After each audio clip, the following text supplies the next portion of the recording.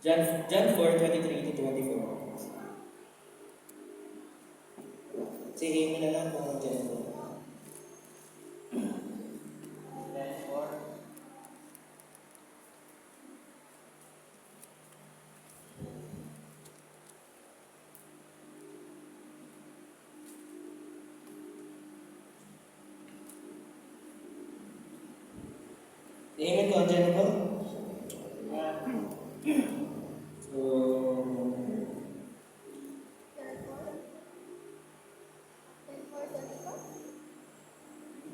John 4, verse 22-24.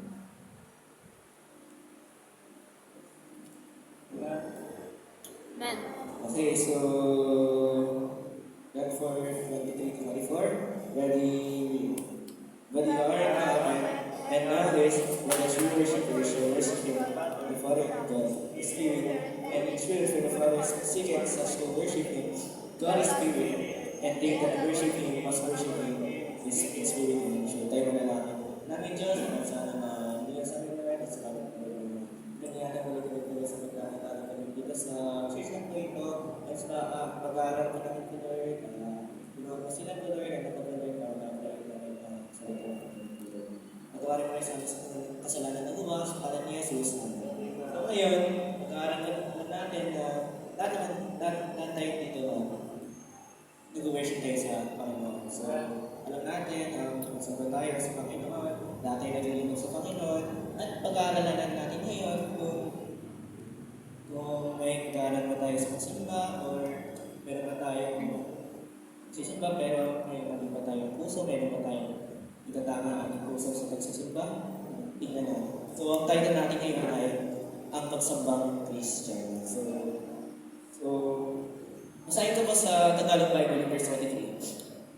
Sabi dito, tatabuhan dumating ang oras at ngayon na sabay ng mga tunay na meron ba ang Ama sa Espiritu at katotohanan sapagkat hinahanap ng Ama ang mga gayon na maging mananamba sa Kanya. So verse 24, dito ko ibibigay ng emphasis. Ang Diyos ay Espiritu. Yes, ang Diyos ay Espiritu. At ang mga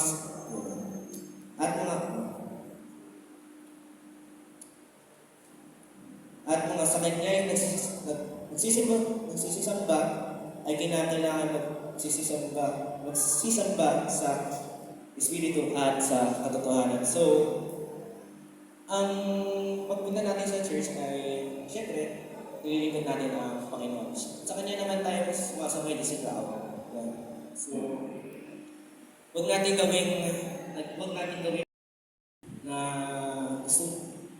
kasi meron kang kalaro dito, kasi gusto mo mag-cellphone dito, gusto mo makalaro dito, kasi ang church na. Hindi. Pero, sabi dito, ulitin ko, sa 24, sa Kanya ay nagsisimba, at kailangan magsisimba sa Espiritu at sa katotohanan. Ulitin ko, ang Panginoon ang sinasamba natin, hindi ang tao. Dapat pagpunta tayo ng church, dapat maging maayos ang puso natin sa pakinig ng salita ng Panginoon. Kasi ang Diyos ay Espiritu, ulitin ko siya ang sinisamba natin, hindi sa tao. So, ang pagsamba ay isang mahalagang gawain ng Kristyano sa Diyos kung ang isang pamilya ay lugar na tahanan na doon sila nagkasama-sama, gayon din ang pagsambang Kristyano, pero din lugar upang sumayon ng Diyos sa isang simbahan. So, meron tayong tatlong bagay na dapat natin aralan sa pagsambang Kristyano. Una, ito ay mahalagang utos ng Diyos na hindi natin dapat pabayaan. Yes.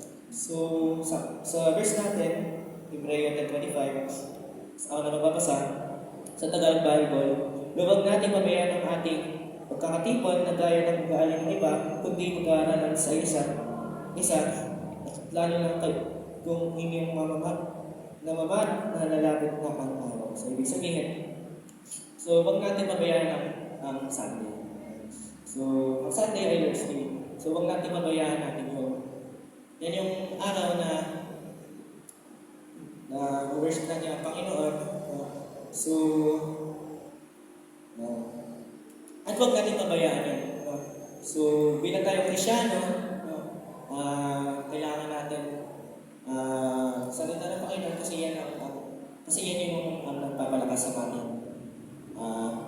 Kristyano. Ang Bible po ay pagkain ng Espiritu. So, yun. So, this is an important commandment of God that we should not forsake. Yes. Hindi wag natin pabayaan ang Sunday kasi ito yung araw na paglilingkod natin sa Panginoon. So, sabi dito, mahalagang tagapili ni Pablo na pabayaan ang pagtitipon o pananambahan. So, sa letter B, mahalaga ang pagganap ng pagsamba sa pagtitipon. Ito ang paraan upang unahin natin ang Diyos na may dakilang pangako. So, ulitin ko, ang punta natin sa church dito ay magsisimba natin sa Panginoon. So, ulitin ko, huwag natin pabayaan ng Sunday na kailangan natin punta tayo sa church. Kasi, ito ay nagpapalakas ang Espiritu. Bilang tayo Kristyano. Nandito tayo para makinig tayo ng salita ng Panginoon. So, pangalawa, ito ay unang araw ng isang linggo na tinatawag natin Lord's Day, Sunday.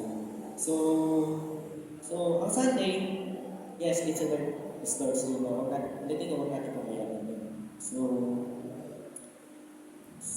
sabi sa 1:2019 ng kinahapunan ng araw na ngayon na unang araw ng isang linggo at ng ipinig ang mga pintong kinakarohanan ng mga alagad dahil sa katakutan sa mga Hudyo ay dumating si Jesus at tumayo sa kanila at sa kanila nabi kapayapaan ay sumanin niyo. So, ibig sabihin na huwag tayo gumawa ng alibay sa like umuulan na tapos umaambon na tapos sabi mo lang ay umaambon na hindi ako makapunta ng church. So may sakit ka nangungo ka ay nangungo ako hindi ako makapunta ng church pero Lord's Day okay. So, kailangan natin pumunta dito para magsimba tayo sa Panginoon. Sige, if you love the Lord, then do your best para malingkod sa Kanya. Amen. So, huwag tayo gumawa ng alibay kasi yung hindi ka magsimba sa Panginoon ng isang Sunday, isa sin. Kasalanan niya. So, ibig sabihin, kung mahal mo ang Panginoon, ba't hindi ka nagsisimba? Yan. Kung mahal mo talaga ang Panginoon, kailangan mo gawin mga bagay-bagay na topic sa Panginoon. So, sabi sa John,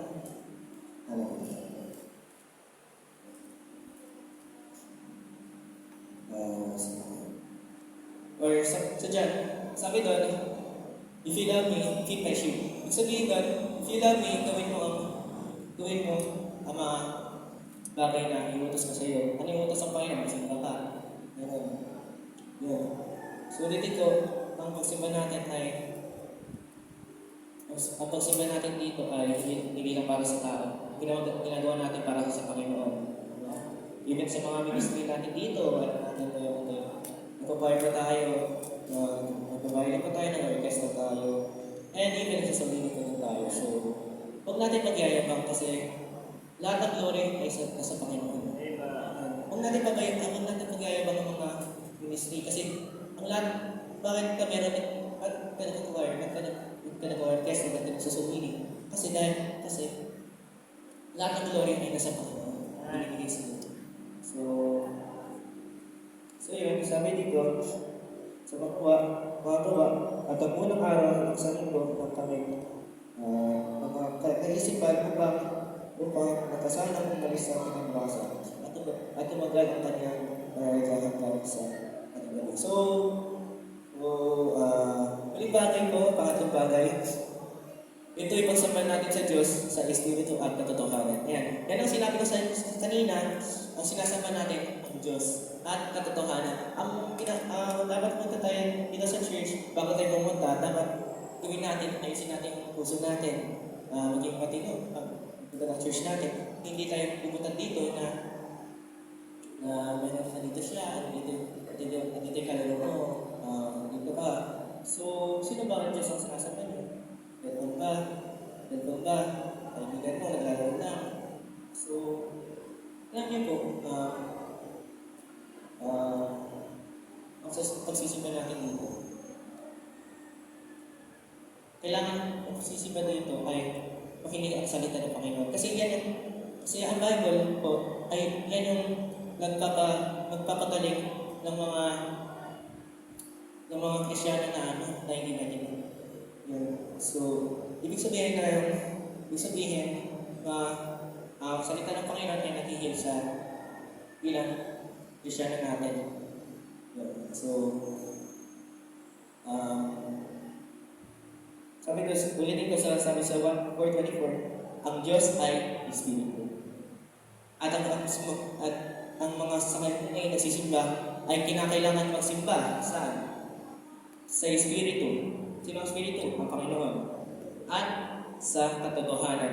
Dapat ang totoo ang puso mo, tama ang puso mo dapat sa Panginoon. Dapat sa Panginoon. Kasi siya lang ang sinasamba mo, wala na iba. Kung sinasamba ng mga tao, wala naman din ang pagsimba mo dito. So, kung pumunta ka dito, tapos sa taas ka lang. Kaya naman sa mga Pastor Jim yes, isa general na nagsasabihin tayo na isa general talaga na hindi lang sa kanila yung pinakita dito, hindi lang sa kanila, isa general. Ibig sabihin, yung pagpunta natin sa church ay para makikinig sa atin ng Diyos. Hindi lang sa pagsasample. So, ang pagsamba natin sa Diyos ay pagsamba ng ating kaluluwa, Diyos. Ang pagsamba natin sa Diyos ay katotohanan ay sa pamamagitan ng salita ng Diyos. At pangwakas, dito ka lang tapusin, ang pagsimbang Kristiyano ay mahalaga at banal na gawain ng Kristiyano. Yes, ang totoong makikita ko lang ang totoong Kristiyano ay totoong nalilingkod sa Panginoon. Yes, hindi natin alam kung anong sa loob ng puso mo kung nalilingkod ka talaga sa Panginoon o hindi. Kailangan na paghandaan natin ng mga may kabanalan, palakihan at may katapatan. At sa verse na natin, Roma 12:1, kaya nga mga kapatid, pinakaingin ko sa inyo, alangan sa mga kahabagan ng Diyos na inyong iharap ang inyong mga katawan at isang hanggang buhay banal ang kaaya-aya sa Diyos na siya inyong katapatan magsamba. Yes. So, for conclusion, huling verse ang babasahin natin. Pwede ba tayo sabay-sabay natin basahin Colossians 3:23? Colossians 3:23 for the conclusion po.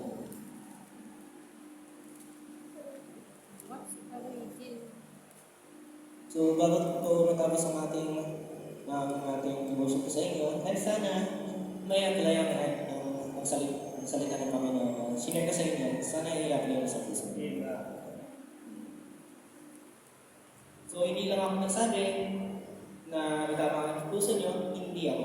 Ang Panginoon nagsabi. So, sa inyo ko na dyan ako. Amen. Okay, so, verse 23, ready, read. And whatsoever you do it heartily as to the Lord and not unto men.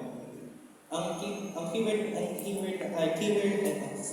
sentence natin dito ay do it heartily as to the Lord and not unto men. So, ibig sabihin, ang ginagawa natin dito, mga ministry natin dito, ang ginagawa natin dito sa loob ng church bilang pakikinig natin sa Panginoon, ay ginagawa natin sa Panginoon.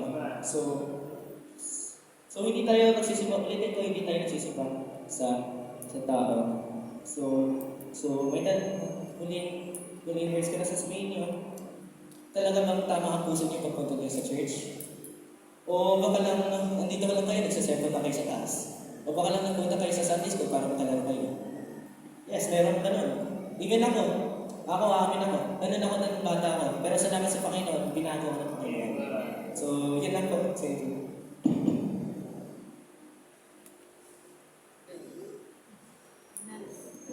Yun lang din. Sa